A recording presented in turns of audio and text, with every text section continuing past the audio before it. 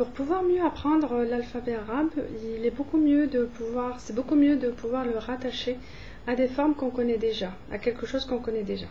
Donc je vais juste déjà vous donner comment est-ce que l'alphabet français provient de certaines formes naturelles que nous côtoyons tous les jours, et à partir de là nous ferons le parallèle avec l'alphabet arabe, comment est-ce qu'il correspond à des formes qu'on connaît tous les jours.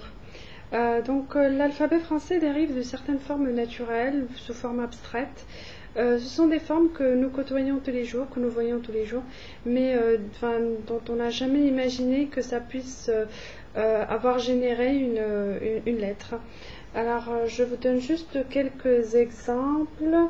Par exemple, la lettre A. La lettre A, elle ressemble beaucoup au toit d'une maison. La lettre C, ça ressemble beaucoup au col d'un pull. Les formes en C existent énormément partout autour de nous. Vous n'avez qu'à regarder, essayer d'observer un peu autour de vous, vous verrez, vous constaterez par vous-même que ce sont des formes qui sont totalement très répandues, les formes en C. Le G, ça ressemble beaucoup à une oreille. Le H, ça a vraiment la forme d'une échelle. Le L est une forme qui existe mais énormément, partout vous allez trouver beaucoup de formes dans votre quotidien en L. Vous avez également le M. Le M, c'est surtout pour les personnes, il y a certaines personnes qui ont des cheveux comme ça, là, sous forme de M, vous allez voir un peu. Par exemple, Jude Law aussi. Jude Law, il a un petit front sous forme de M. Après, vous avez également le O, ça ressemble beaucoup à un 9, et il y a beaucoup de formes sous forme de O également. Le U, là, c'est comme le C, ça existe vraiment partout.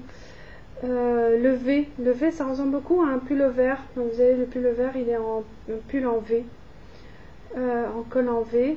Le X, il y a beaucoup de formes en X partout où vous allez. Il faudra juste observer un peu et vous en trouverez énormément.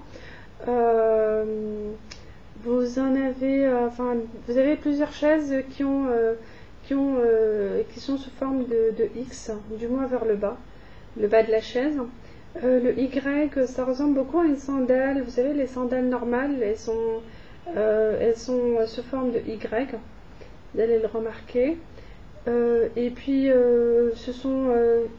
c'est une partie de l'alphabet français qui dérive de formes naturelles.